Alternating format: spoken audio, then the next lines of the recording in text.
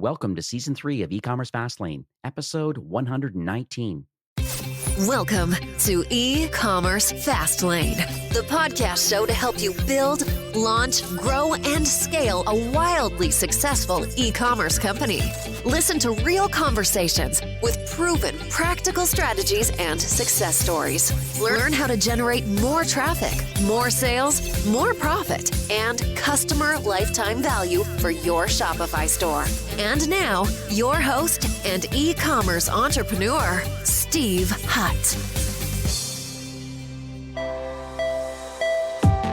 This episode is brought to you by Grin, the #1 influencer marketing software solution that's built for direct-to-consumer brands on Shopify.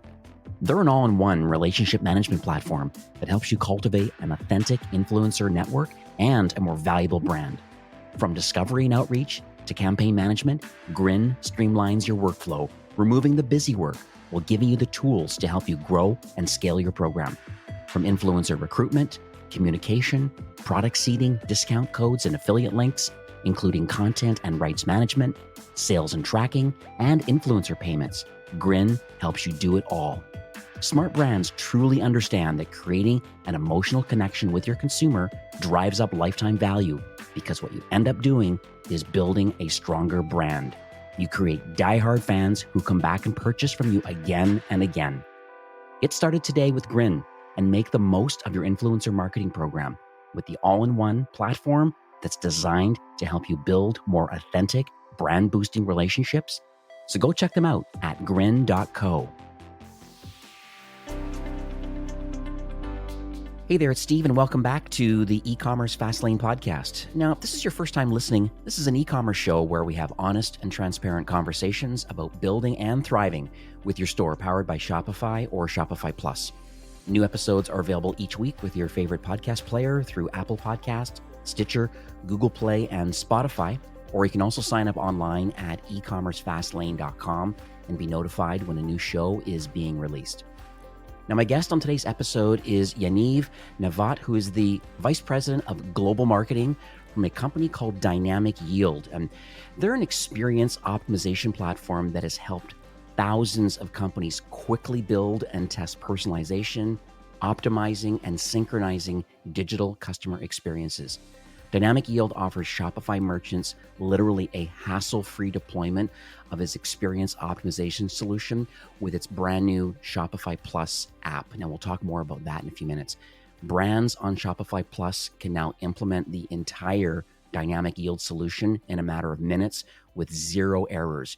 Using the app, every action on your Shopify store is now instantly and automatically fed into Dynamic Yield's engine, which then allows you to achieve and execute any personalization and optimization goals that you might have. So you can run things like personalized product recommendations using their deep learning algorithms. You can tailor content of your web pages, your product pages, your collection pages, anything to match the individual user's affinity and their preferences. Even things like reducing cart abandonment, auto-triggering personalized emails. Like literally the solution does a lot. So I'm so glad to have Yaniv here today. So let's jump in and learn more. So hi, Yaniv. Welcome to E-Commerce Fastlane. Hi, Steve. Thank you for having me. That was a great introduction. Thanks for that. I've been doing a little bit of research. It's funny, I have an opportunity with the brands that I manage, and I see Dynamic Yield listed in their admin, and I know many people are having wild success with it. And so I wanted to make sure that I shared the opportunity a little bit more the wider audience about what is available out there and how your platform is helping with this growth of many, many brands. So I mentioned a lot of it at the beginning, but I'd love to hear it in your own words. Like, what sort of problem is Dynamic Yield solving for mostly Shopify Plus brands? Essentially, we solve for growth. Dynamic Yield acts as the technology layer that sits on top of your existing CMS, and we allow different functions within your organization, including the marketers, product managers, developers, and merchandising teams, to algorithmically match content, products, offers to each individual, and then use A/B testing and optimization to continuously improve the messaging and improve your revenue KPIs. From our list of 350 global brands, many of them are running on Shopify, including brands like Untuckit, Third Love, Mamas and Papas, and many more. And what we bring to the table essentially is we connect the data and the activation layer. So we allow our customers to collect customer data from, in this case, the Shopify Plus application, but also from any other source like the CRM, POS, or whatever the source that they have, and consolidate and unify all of that data and activate it through all of the different things that you mentioned in the introduction, like personalized product recommendations, predictive targeting, personalized messaging on the site, different social proof messaging. And on top of that, there's another layer of A/B testing and optimization that allows you to see what's working, what's not, and continuously optimize it using machine learning. So let's talk about the founder's journey, because I'm always fascinated why people build what they build. It's very clear that this solution is really helping a lot of Shopify brands. I mean, you mentioned some pretty big brands with Untuckit, and especially with their retail locations, and Third Love is huge. There's a lot of great brands that are using it. The most important thing for me is like why people want to build it. Like there's obviously a founding team. I'd like to understand a little more about their desire and their expertise of, wanting to build this platform. Absolutely. And I think that the story of how Dynamic Yield was founded is quite an interesting one. Liad Agmon, the co-founder and CEO of Dynamic Yield, he sold one of his previous companies to Sears. And back then, Sears were doing amazingly well. And then he ended up serving on their board and is the VP of product. And through this role, he discovered how insanely difficult it was for companies like Sears to tailor the homepage experience to different personas. They have an endless amount of inventory, and they needed to make decisions on what to show and to who. The problem was that in trying to improve that customer experience, the marketing tech stack was so disparate that even simple things were not speaking to one another. And then he started thinking about a world where this could be fundamentally altered by building a solution from the ground up that includes all of these different core components that would allow you to build an effective personalization stack in one unit. So that was essentially the inception of the idea behind Dynamic Yield. And then he founded the company with Omri Mendelevich, the CTO. And when I joined the company about 7 years ago, as the first marketing hire, it was back then a small room in Tel Aviv, and the market was completely different. We essentially had to educate the market around the different benefits of A/B testing and personalization and continuous optimization. So we spent many years perfecting our product market fit, building our audience and community. And initially we thought that the value of personalization should focus on the publishers and media vertical. That was our initial focus. And then we quickly changed that to e-commerce, which has helped us grow rapidly since 2014. And in the last couple of years, we've seen personalization become core for many industries. Today, we already know that 95% of marketers believe that there is value in personalization, but most of them don't know where to start and how to do that. And that's basically where we come in. We know that it's not just about the tech. It's not just about the platform. Even if you have the right platform, you need the right combination of people behind it, skills, knowledge. We're here to help with all of these things. Yeah, these conversations come up quite a bit with the brands that I manage. They're trying to figure out, how do I have these authentic kind of one-on-one relationships with a merchant or with a brand, with these customers. It's very challenging right now because a lot of times the home pages are really not curated, certainly for the logged in experience, or at least for session tracking and kind of understanding order history, or, how many times they visited the site and things they've looked at in the past, and then start offering a curated kind of widgets and things on the homepage to offer something more personalized, saying, hey, these people actually know what I'm looking for. Or I remember a friend of mine buying some dog food, and actually from a Shopify merchant. But the weird thing is that they got follow-up email sequences with cat food in the email sequences. In all likelihood, if they wanted to buy cat food, if they happen to have a cat and a dog, and it's fine, I'm sure that happens, but it's more rare, and they could have bought both. But I think for the most part, usually you have one pet, and it's usually kind of one variety. But here they are getting a lot of cat toys and food, and it's just like, okay, this is not on brand. This is definitely not helping convert. And so it's interesting that I'm sure that this is where Dynamic Yield fits in. It kind of tries to holistically understand understand the customer's buying journey, at least the known journey. I'm sure there's the unknown portion that still can be personalized. So it's quite interesting how you're able to kind of put all of these together. Yeah, and personalization is about bringing value. We're almost in 2021, and organizations should understand by now that good marketing is marketing that generates value and is helpful. And personalization is not just hello, first name in emails. That's true. But that seems to be a starting point for a lot of people. Yeah, yeah.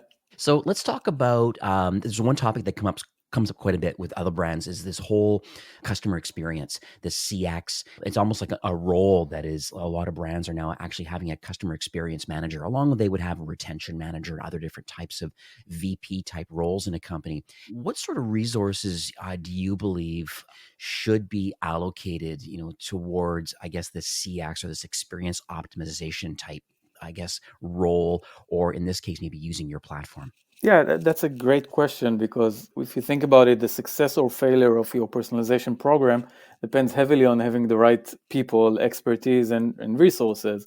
Because I'm not going to sit here and tell you that the only thing that you would need is a magic software like Dynamic Yield that can work on its own somehow. There are no magic tricks. There are no shortcuts. Think about the marketing automation market, for example. You have marketing automation expertise. So you have, people who are experts at this, and this is what they're doing for most of their career. And we see it happening all around us. We see personalization experts as job titles, and our customers are looking to hire and fill roles within personalization and CRO. So it's very interesting. Essentially, there are these three components that you have to solve internally. Do you have the right people? Do you have the right processes? And do you have the right resources in terms of design functions, creative resources, development resources? And all of these different functions are going to be needed in order to execute on your personalization program. Now, it really depends on the scale and scope of use cases or your personalization vision. A company like Dynamic Yield is here to support you with that, because what we can do is, first of all, help educate you. So if you don't have the right team or skills, we have a lot of knowledge that's publicly available on the Dynamic Yield website. We also have internal training workshops and a lot of resources that would be available for you to help you become better at what you do, independent of your work with Dynamic Yield. So that's one thing. We can also hook you up with a partner. We have a huge partner network, and if you don't have enough internal resources, they can do most of the work for you. So there are a lot of different solutions. If you don't have a lot of development resources, we have what we call the templating engine that includes over 100 different out-of-the-box templates of different experiences that you can deploy on the website with a click of a button. So things like different exit intent messages, social proof messages, even dynamic banners and sliders, and more complex widgets on the website. We probably already have a template for that you can use. And so you won't need a developer to build that from scratch.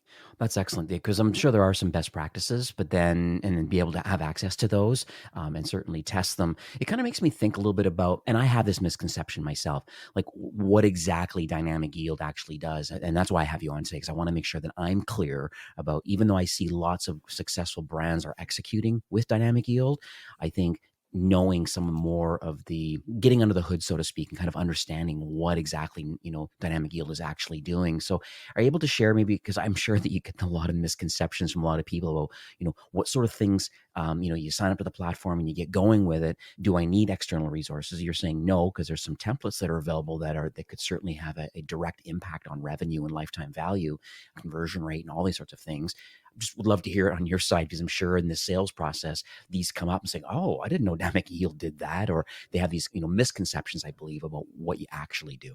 The first thing that comes to my mind is the idea that many people have that is wrong, that personalization can only influence on known users. So, people who are already in a database, who are logged in, who they are, and then you can influence on their different page views, experiences, and so on. But that's fundamentally wrong. because personalization can also influence on the first page view of a completely new user.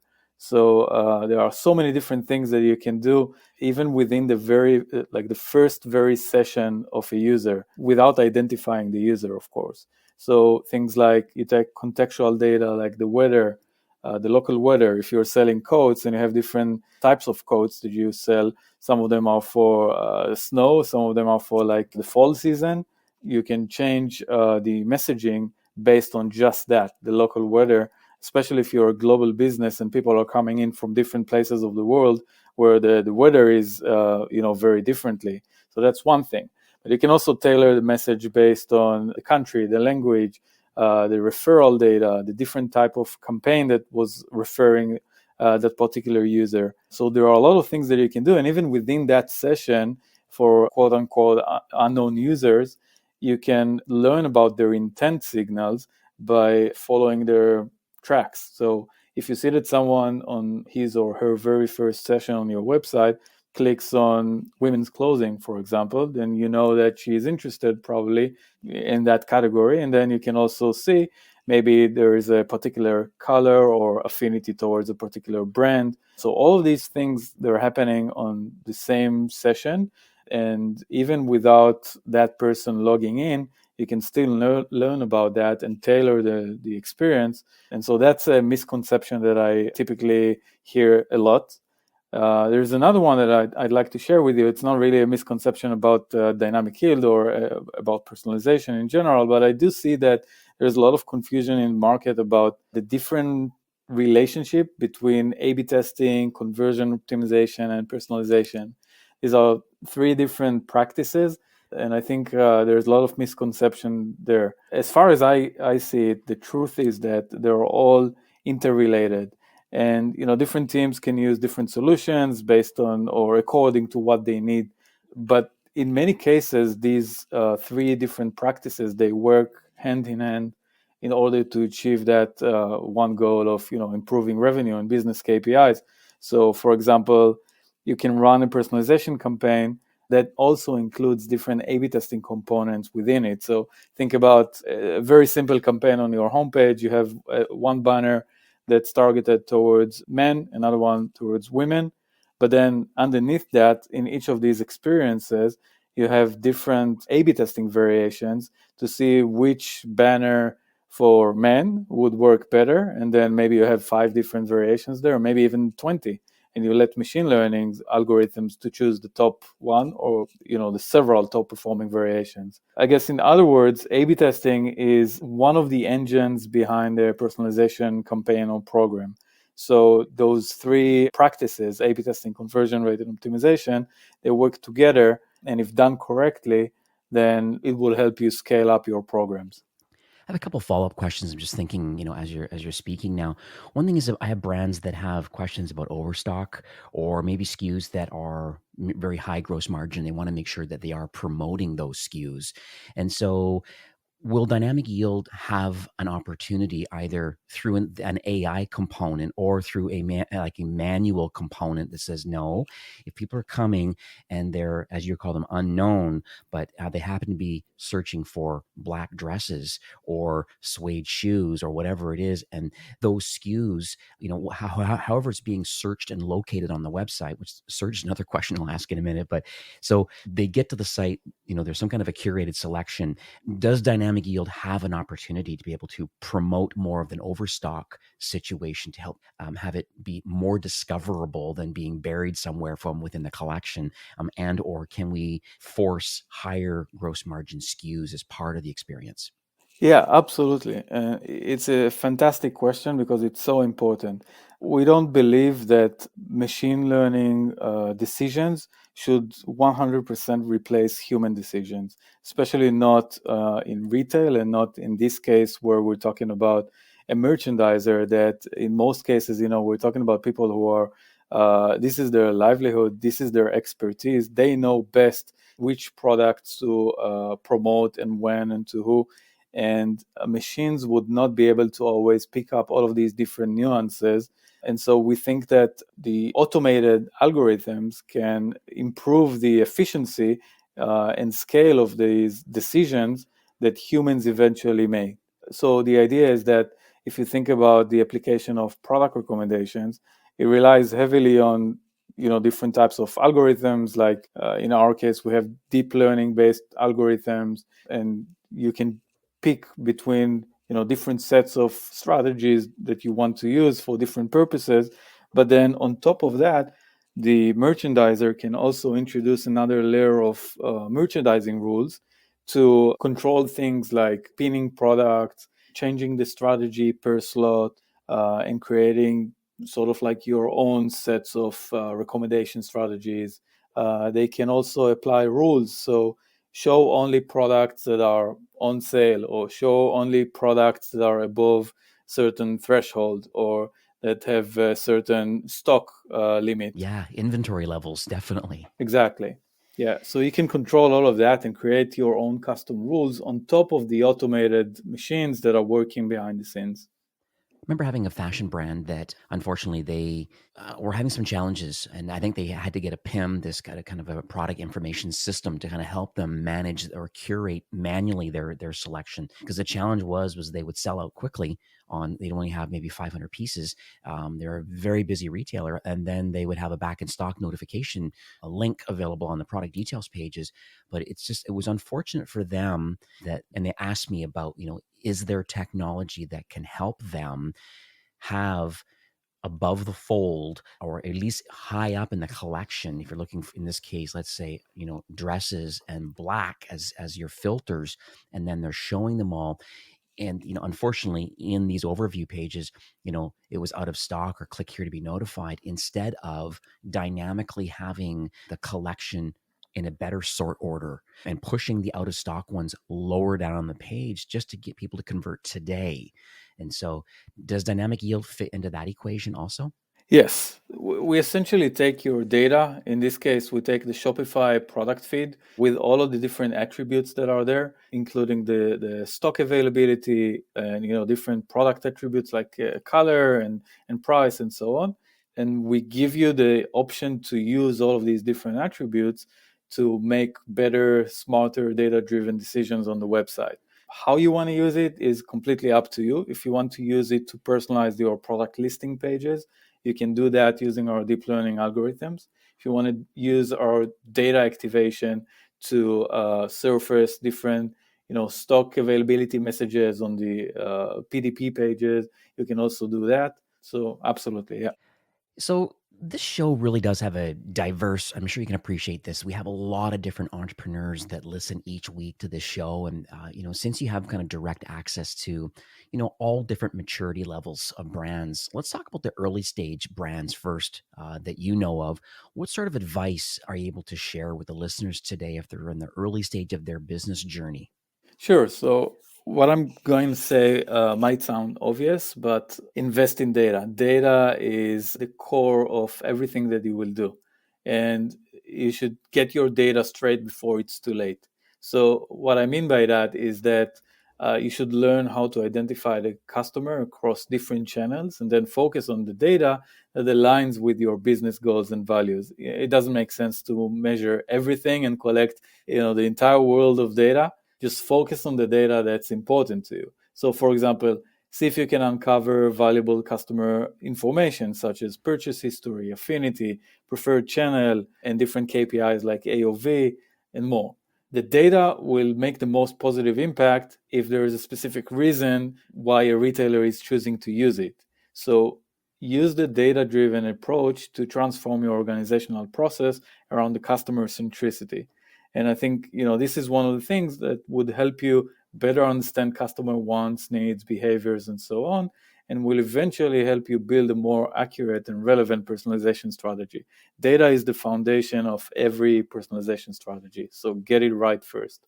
You made a comment about identifying the customer, or at least attempting to identify a customer across a multi-channel world. And I think this is a real big challenge. Do you have any little tidbits for maybe these early stage brands? How does someone get to know, I guess, the multi-touch points of a customer or potential customer? I guess there's two sides. There's the known customer, and then there's an unknown customer. We're just curious if you have any feedback for those listening today about, well, like, how do you identify a customer other than the one that's actually on your website? Yeah, it's a very complex world. ID resolution across channels and devices is very complicated. You should start with the known users.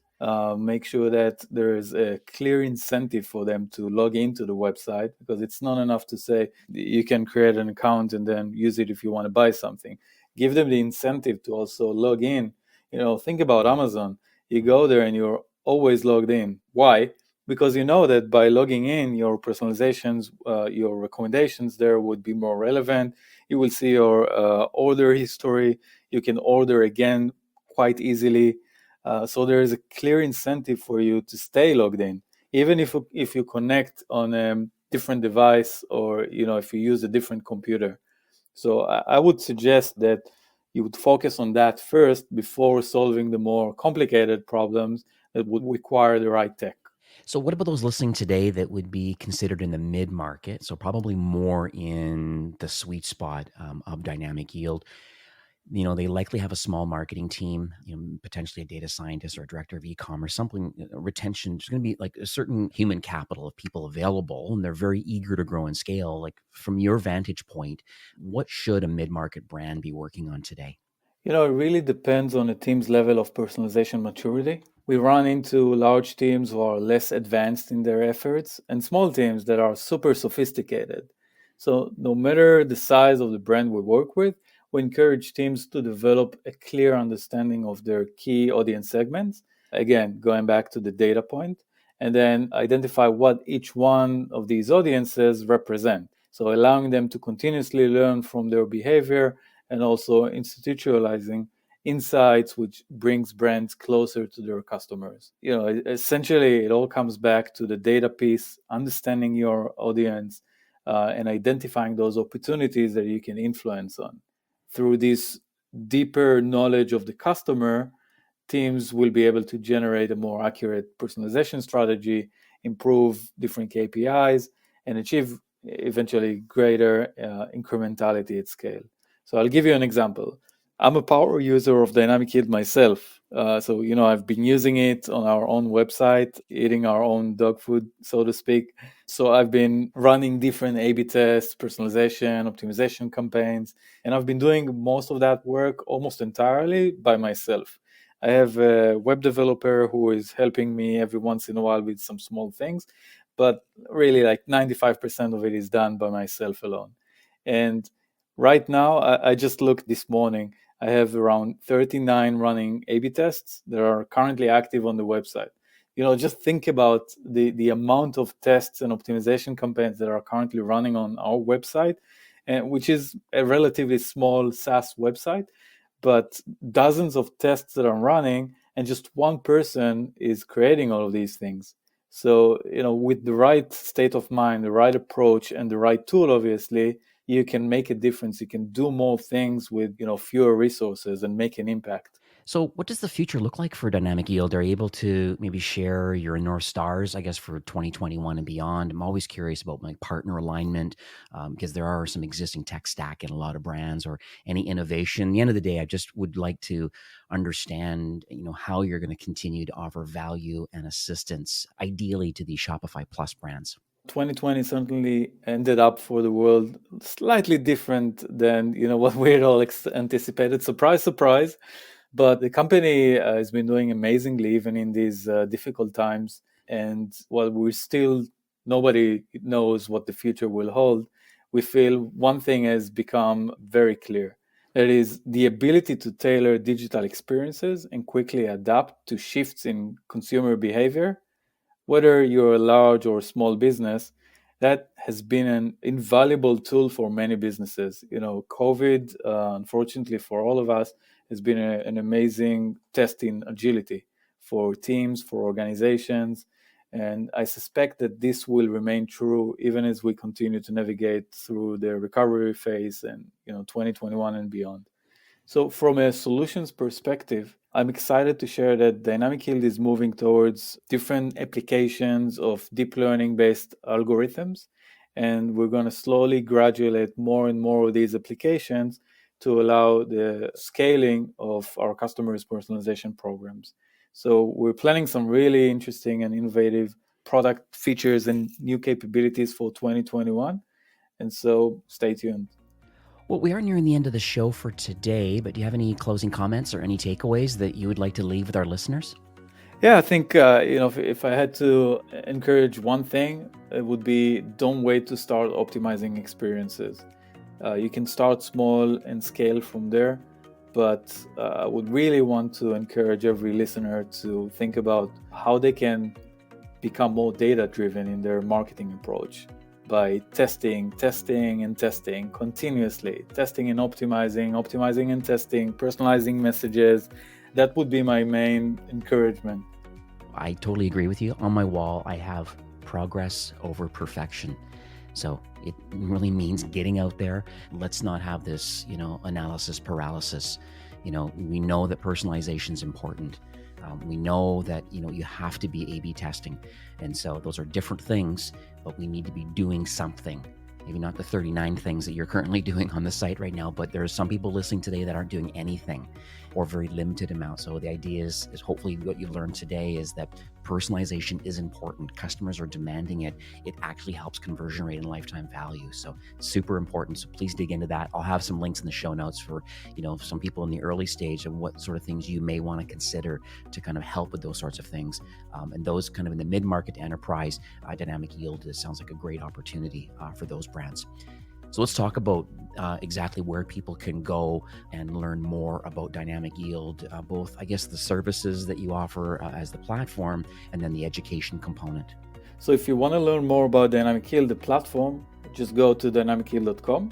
But as I mentioned before, we also have a huge repository of Learning Center with tons of articles, inspiration library with use cases, webinars, ebooks, guides, and it's purely educational and non-commercial. Just go to dynamicyield.com/learn and you will see all of that there. And as I mentioned earlier, we do have a Shopify app available. So if you haven't yet, go check it out and try it. Going back to what I said earlier, you can always start small. Personalization doesn't have to be like an overwhelming thing that you don't know where to begin with. Start with something small, very targeted. Identify your pain points. For example, if you know that you have a relatively high cart abandonment rate, then tackle this problem and focus on that first. We did speak offline too, I guess, before recording today, and understand that you would like to offer, I guess, a listener-only promotion. Are you able to share some of those details? Yeah, that's correct. We'd like to offer a free personalization assessment for the Shopify Plus businesses that are listening to this podcast. Our personalization experts will evaluate your website and prepare an opportunity discovery audit, all for free, to help you discover different optimization and personalization opportunities for your site that you can then take action based on, with or without Dynamic Yield. Just use the link to redeem your offer. It's ecommercefastlane.com/Dynamic Yield, and you can sign up to that. Beautiful. And I'll have that redirect to the correct landing page and you can take them up on that offer. It's much appreciated. And well, as you know, Shopify's mission really is to make commerce better for everyone. And it's clear that, both you and Dynamic Yield really are in tight alignment with wanting to help Shopify brands to improve efficiencies, grow revenue, and, lifetime customer loyalty. And I just want to thank you once again for coming on the show today and, sharing your knowledge and your vision and giving back to the Shopify ecosystem. Thank you very much, Steve. It was a pleasure, and really thank you for having me. Have a great day. Thank you. You too. Today's episode is brought to you by Grin, the all-in-one influencer relationship management platform. Grow an authentic direct-to-consumer brand on Shopify with the #1 influencer marketing software solution for creating genuine, direct relationships with influencers. You can learn more about their incredible solution and get started today at grin.co. Well, that's it for today's episode. I'd like to thank you, a loyal listener of E-commerce Fastlane. It's my hope that this podcast is offering you a ton of value through growth strategies, tactics, and exclusive insider tips on the best Shopify apps and marketing platforms, all with my personal goal to help you build, launch, grow, and scale with Shopify. Thanks for investing some time today and listening to the show. I'm so proud and excited that you have a growth mindset and are a constant learner. I truly appreciate you and your entrepreneurial journey. Enjoy the rest of the week and keep thriving with Shopify.